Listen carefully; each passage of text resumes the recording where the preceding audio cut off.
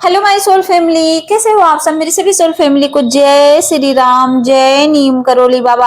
आज मैं अपनी सोल फैमिली को बताऊंगी ये चेज करना होता क्या है। किसे कहते हैं चेज करना, कहते हैं वो तो चेजर है।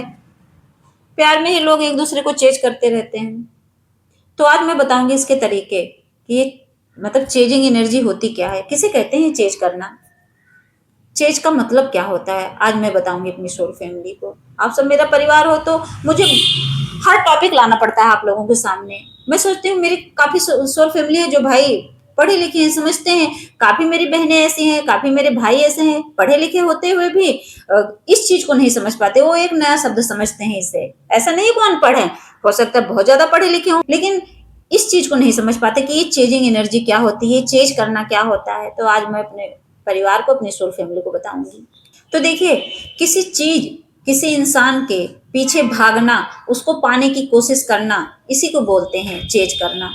अगर आसान भाषा में माने, देखिए तीन तरह से होता है चेज करना।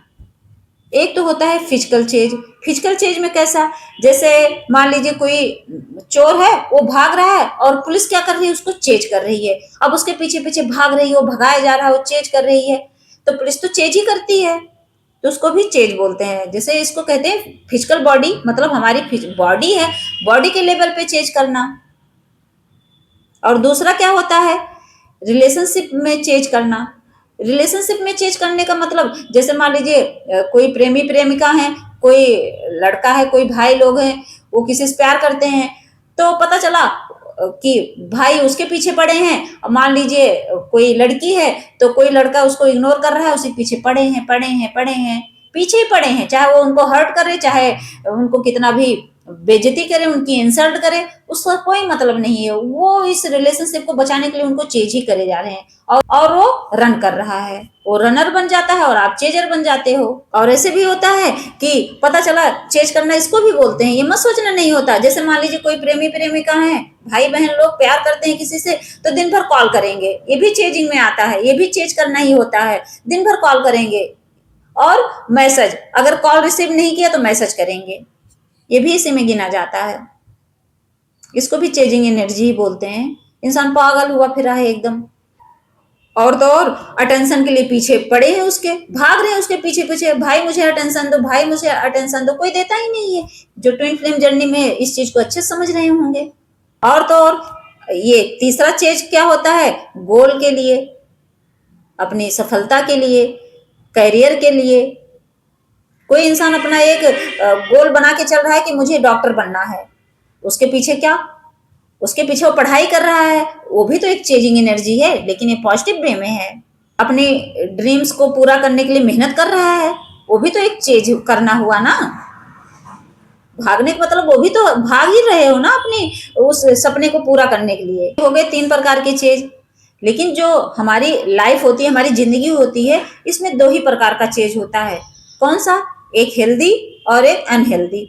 हेल्दी चेज करना क्या है, जो अपने गोल्स के लिए, अपने ड्रीम्स के लिए जो सपने देखते हैं, कैरियर के लिए जो सपने देखते हैं, किसी जॉब के लिए सपने देखते हैं, ये सब हेल्दी चेज में आता है। सेल्फ ग्रोथ के लिए चेंज कर रहे हैं। अब जैसे मान लीजिए मैं भक्ति कर रही हूँ, तो मैं सोचती हूँ कितना मैं भक्ति में आगे बढ़ूं, कितनी मेरे सोल की ग्रोथ हो, ये भी तो चेंज कर रही हूँ मैं भगवान को लेके चेंज कर रही हूँ, मैं भगवान के पीछे पड़ी हूँ, मैं भी चेंजर हूँ, मैं भी चेंज कर रही हूँ, लेकिन मैं भगवान के पीछे पड़ी हूँ। मुझे भगवान चाहिए, मैं तो सोचती हूँ बस मुझे भगवान मिल जाए। तो ये भी चेंजिंग एनर्जी है, लेकिन ये चेंज करना पॉजिटिव वे में है। ये आपके लिए समझ लो बहुत ज्यादा हेल्दी है। ये कभी आपको नुकसान नहीं पहुंचाएंगी।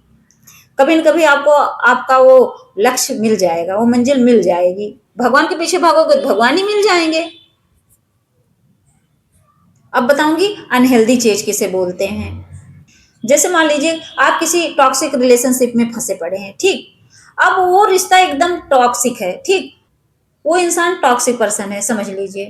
तो क्या होगा, आप उसके पीछे पड़े हो, वो आपको हर्ट कर रहा है, आपकी इंसल्ट कर रहा है, हर जगह आपकी बेइज्जती कर रहा है, मतलब आप अपनी वैल्यू समझ ही नहीं रहे हो। तो ये क्या है, अनहेल्दी चेज है। ये आपके स्वास्थ्य के लिए हानिकारक है, कभी फायदेमंद नहीं हो सकता। जो आपकी डिसरिस्पेक्ट कर रहा है उसके पीछे आप पड़े हो, जिसका मतलब अनहेल्दी चेज है। यहाँ आप गलत जगह फंसे हो। आप उससे प्यार कर रहे हो, आपसे नहीं कर रहा है तो क्या है? अगर आप उसके पीछे पड़े तो इसका मतलब क्या है? अनहेल्दी है वो आपके लिए। और आप उसके पीछे पड़े हो उस प्यार को हासिल करने के लिए, चाहे वो टॉक्सिक इंसान हो, चाहे वो कितना भी आपको मारता हो, चाहे शराब पीता हो, चाहे आपको डेली मारे शादी के बाद, लेकिन फिर भी आप उसको पाने की कोशिश कर रहे हो तो क्या है? ये अनहेल्दी चीज है। रोए जा रहे हो पूरा दिन, सोचो। और ये जो चीज है ना, ये अनहेल्दी है। और क्या करता है ये? आपके जो सेल्फ रिस्पेक्ट है, आपका आत्मसम्मान, उसको कम कर देता है, आपकी वैल्यू खत्म कर देती है। इसका मतलब है कि इंसान कहता नहीं कि अपने पैर पे खुद ही कुल्हाड़ी मारना। आप अपनी वैल्यू समझ ही नहीं रहे हो, अपने आप को गिरा दिए हो, अपने सम्मान, अपने आत्मसम्मान को आपने दांव पर लगा दिया है। तो इससे बचना चाहिए। तो मेरी सोल फैमिली से एक ही रिक्वेस्ट है, मेरा मानना ये है कि अगर आप चेज कर ही रहे हो तो अपने ड्रीम को चेज करो, अपने उस कैरियर को, अपने उस जॉब को, गोल को चेज करो, ना कि लोगों को। इंसान के पीछे भागोगे ना, सच में इंसान हर दिन आपको हर्ट करेगा, हर दिन रुलाएगा, लेकिन आपका वो कैरियर, आपका वो जो लक्ष्य है, आपने जो मतलब सपने देखे हैं, उसके पीछे भागोगे तो आपको कभी हर्ट नहीं करेगा, बल्कि आपको आगे बढ़ाएगा। कुछ ना कर पाओ तो भगवान को चेज करो, भगवान के पीछे पड़ो, भक्ति में लगो, भगवान को पाने की कोशिश करो, भगवान के दर्शन पाने की कोशिश करो, फिर देखो आप कैसे बदल जाते हो। आप चेंजिंग एनर्जी में रहो, लेकिन इस वे में, ना कि इंसानों के पीछे। वो तो आपको हर्ट करेंगे, हर हर दिन आपकी इंसल्ट करेंगे और आप बस रोओगे। वो आपको रुलाएगा और ये आपको हंसाएगा। अब आप डिसाइड कर लो कि आप लोगों के पीछे भागोगे कि अपने गोल्स के पीछे। जय श्री राम, जय नीम करोली बाबा।